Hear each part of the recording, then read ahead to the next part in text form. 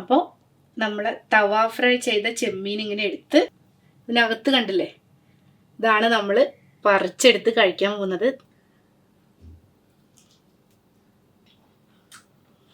ഒരു രക്ഷയില്ല, ഭയങ്കര ടേസ്റ്റാണ്.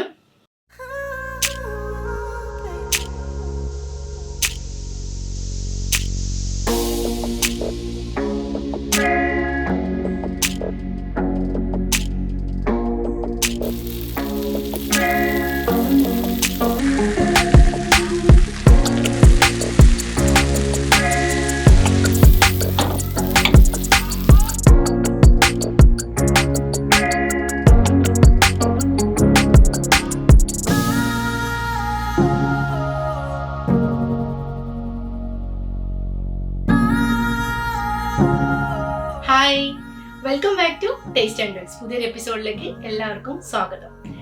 ഞാനിന്ന് ഒരു സ്റ്റാർട്ടർ റെസിപ്പി ആയിട്ടാണ് വന്നിട്ടുള്ളത്.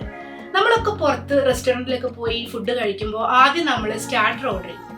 പക്ഷെ വീട്ടിൽ നമ്മൾ പൊതുവെ സ്റ്റാർട്ടേഴ്സ് ഒന്നും അങ്ങനെ പ്രിപ്പയർ ചെയ്യാറില്ല. എന്നാൽ വീട്ടിൽ തന്നെ നമുക്ക് വളരെ ഈസി ആയിട്ട് ഇതെല്ലാം ഉണ്ടാക്കാൻ പറ്റുന്നതാണ്. അത്തരത്തിലുള്ള വളരെ സിമ്പിൾ ആയിട്ടുള്ള ഒരു പ്രോൺസ് തവ ഫ്രൈ ആണ് ഇന്ന് ഞാൻ നിങ്ങളെ പരിചയപ്പെടുന്നത്.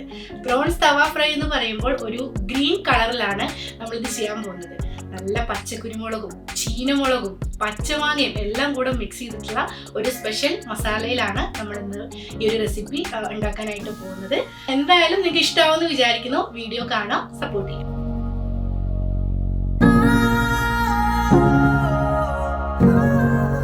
ഇന്ന് നമ്മൾ ചെയ്യാൻ പോകുന്ന ചെമ്മീൻ തവ ഫ്രൈ ഭയങ്കര സിമ്പിളായിട്ട് നമുക്ക് വീട്ടിൽ എപ്പോഴും ഉണ്ടാക്കിയെടുക്കാൻ പറ്റുന്ന ഒരു റെസിപ്പിയാണ്.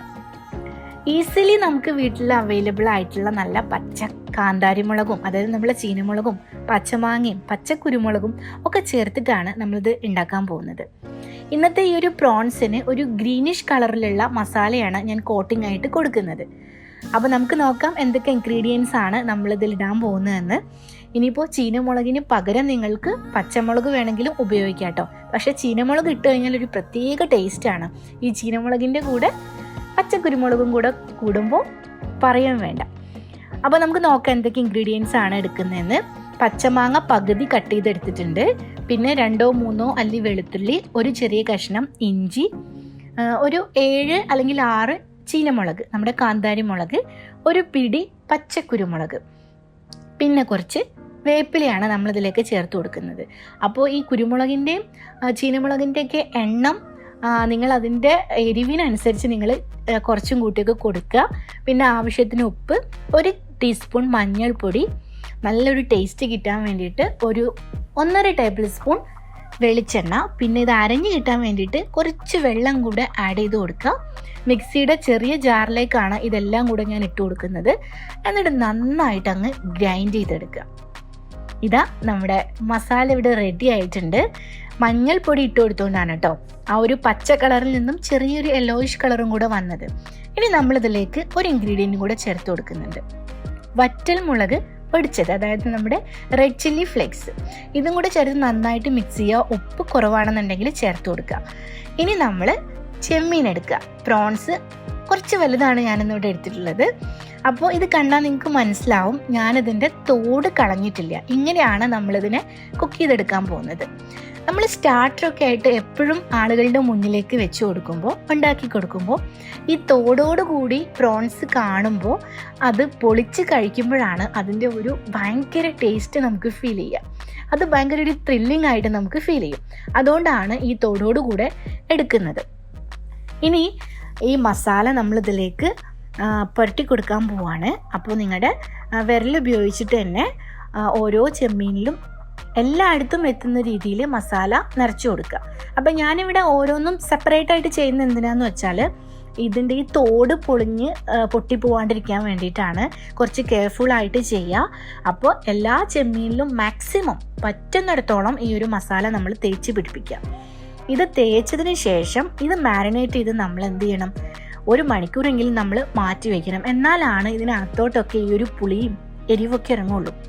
നമ്മുടെ ഈ കാന്താരി മുളകിൻ്റെയും പച്ചക്കുരുമുളകിൻ്റെയൊക്കെ ടേസ്റ്റ് ഭയങ്കര രസമാണ് കഴിക്കുമ്പോൾ. അപ്പോൾ അത് പെർഫെക്റ്റ് ആയിട്ട് കിട്ടണമെന്നുണ്ടെങ്കിൽ നമ്മളിത് മാരിനേറ്റ് ചെയ്തിട്ട് കുറച്ച് സമയം മാറ്റി വെക്കുക തന്നെ വേണം. ഇപ്പോൾ ഇതെല്ലാത്തിലും ഞാൻ തേച്ച് പിടിപ്പിച്ചിട്ടുണ്ട്. 1 മണിക്കൂർ കഴിഞ്ഞ് ഇത് കുക്ക് ചെയ്യാനായിട്ട് പോവാണ്. അതിന് വേണ്ടിയിട്ട് ഒരു തവ എടുക്കുക. ഇനി ഇതില്ല എന്നുണ്ടെങ്കിൽ ഫ്രൈ പാൻ എടുത്താലും മതി.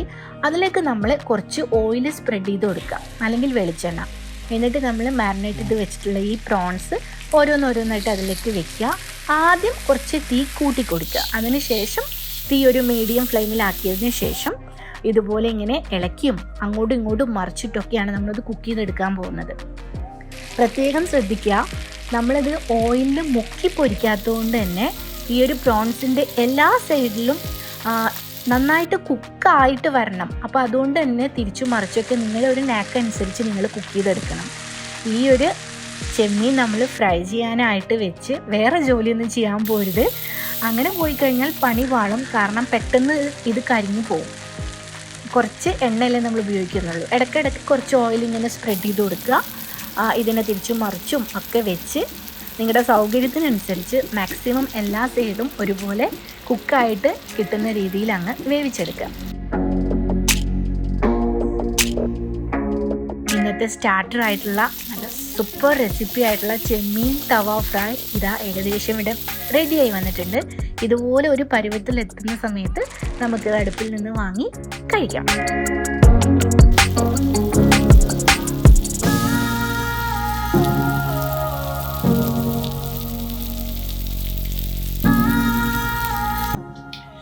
അപ്പോൾ ഇതാണ് ഞാൻ പറഞ്ഞ സിമ്പിളായിട്ട് ഉണ്ടാക്കാൻ പറ്റുന്ന ഒരു സ്റ്റാർട്ടർ. നമ്മൾ ചെമ്മീൻ വെച്ചിട്ട് ചെയ്തത് കുറച്ച് സ്പൈസിയാണ് ആ ചീനമുളകിൻ്റെ ഒക്കെ. അപ്പോൾ നിങ്ങൾക്ക് എരിവിൻ്റെ ആ ഒരു കുറക്കണം എന്നുണ്ടെങ്കിൽ കുറച്ച് ചീനമുളക് ഇട്ട് കൊടുത്താൽ മതി. അപ്പോൾ ഇനി എന്തായാലും നിങ്ങളുടെ വീട്ടിൽ പാർട്ടിയൊക്കെ നടക്കുമ്പോൾ അല്ലെങ്കിൽ ഗസ്റ്റൊക്കെ വരുമ്പോൾ നിങ്ങൾക്കൊരു സ്റ്റാർ തന്നെ ആയിട്ട് മാറാം. ഈ ഒരു സിമ്പിൾ ആയിട്ടുള്ള പ്രോൺസ് തവ ഫ്രൈ നിങ്ങളൊന്ന് ട്രൈ ചെയ്താൽ മാത്രം മതി. അപ്പോൾ നിങ്ങൾക്ക് എല്ലാവർക്കും ഇഷ്ടമായിട്ടുണ്ടാവുമെന്ന് വിചാരിക്കുന്നു. ഇഷ്ടമായിട്ടുണ്ടെങ്കിൽ നമ്മളെ വീഡിയോ ലൈക്ക് ചെയ്യുക, ഷെയർ ചെയ്യുക, കമൻറ്റ് ചെയ്യുക. അതുപോലെ തന്നെ സബ്സ്ക്രൈബ് ചെയ്യാത്തവർ ആരെങ്കിലും ഉണ്ടെങ്കിൽ സബ്സ്ക്രൈബ് ചെയ്യുക, സപ്പോർട്ട് ചെയ്യുക. ബൈ.